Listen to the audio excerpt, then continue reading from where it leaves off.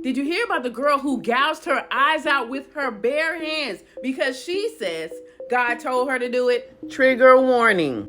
Kaylee Moothart from Anderson, South Carolina, started smoking marijuana in high school with her friends. And even though she was doing it every weekend, she managed to make straight A's and even was invited to join the National Honor Society.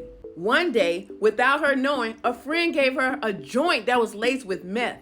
And she says the high that she experienced made her feel closer to God than she ever felt before. So she had to do it again. Not even a year later, Kaylee had moved on from smoking meth to injecting it. She had become addicted to the feeling of being closer to God. When her parents realized that their daughter was an addict, they asked her to go to rehab, and she agreed. But before she left, she decided to have one last party. She smoked more meth that day than she ever had smoked before, which triggered a psychotic episode that changed her life forever.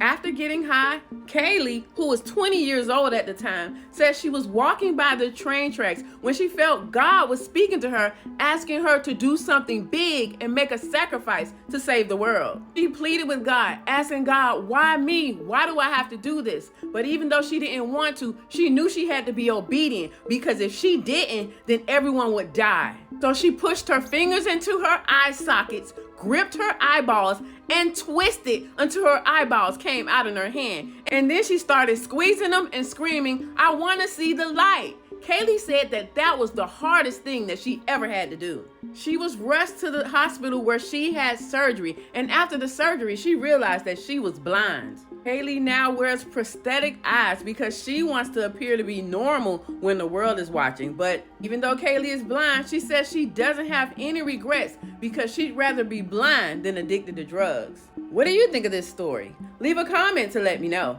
I'm Te-Erika with a T. Follow for more.